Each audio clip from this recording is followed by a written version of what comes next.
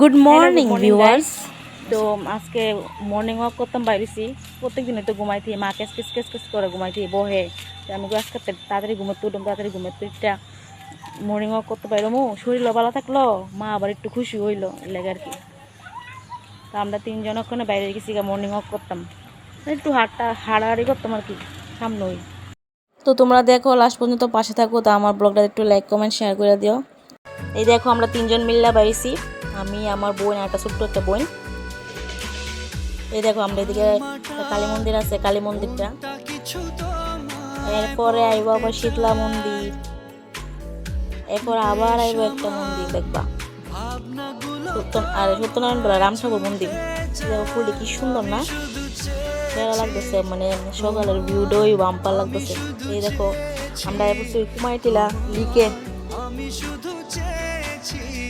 পাশে একটা কালী মন্দির আছে।